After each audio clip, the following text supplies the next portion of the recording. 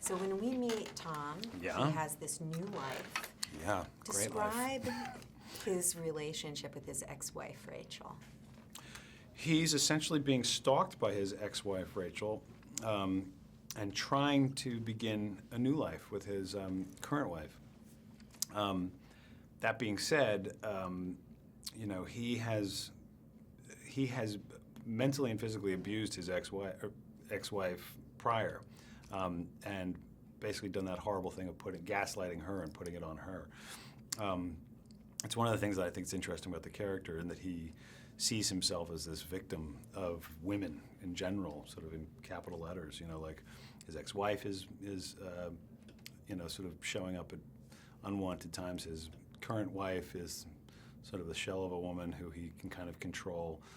And obviously there's other relationships that he has. So what I find shocking about him is that he had so little moral compass, you know, or so little compassion for women in general. And I thought that was a very interesting character, you know, a guy who not only has no compassion for them, but also blames them for a lot of his problems. I mean, it's the craziest, most narcissistic character you can imagine, you know. So that was interesting to play. The audience is really kept guessing in this film, Mm-hmm. and part of it is that we have this unreliable narrator. Yeah. Talk about the way we view this story through Rachel's eyes. Well, it's threefold as well, because you have sort of two other narrators in a sense, and it's one of the things that I liked about the structure of the film, is that, you know, you're kind of getting three women's point of view, and the book as well.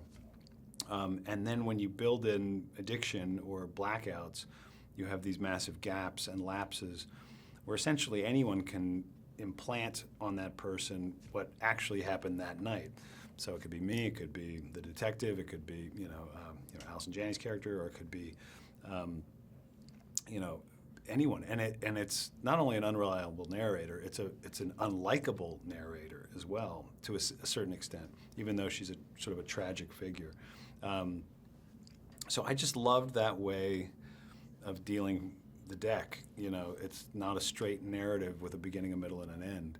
It's a narrative that goes to the middle, then hops back to the beginning, then hops way back to the beginning to when me and Emily's character were still married, then forward again.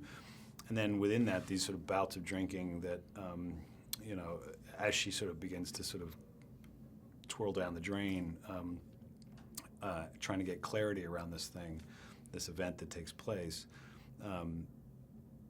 And finally, you know, in the end, it's sort of it's a triumphant story for her, you know, in that she finally is able to make sense of her life, not just her life, but her previous marriage and all the ways in which she had been blamed for things that she shouldn't have necessarily been blamed for. Emily gives such a layered and Stunning. beautiful. Gorgeous. Talk about her performance. Wow, she's just a wonderful, wonderful actress. You know, I mean, she's just a great actress, and she's that perfect combination of at least working with her, where she's not taking herself too seriously. She's trying to do is sort of honor the text and enjoy herself doing the work, which she does both beautifully. And I think when that happens, you get good performances. You know, I think it's when you start worrying about, or for actors or actresses, you know how you're coming off, or where your light is, or you know how you're looking. You know, like she always, you know, in everything she does, she honors what it is. So whether it's a musical, she's like, I want to be able to sing really well in this, and I want to play the, you know, butcher's wife or whatever. If I'm playing this part, it's, you know, Edge of Tomorrow, I want to be a badass, I want to train and look good, you know, strong, you know. So she really just tries to serve the thing that she's doing. And I think whenever any actor does that, they end up being good, you know.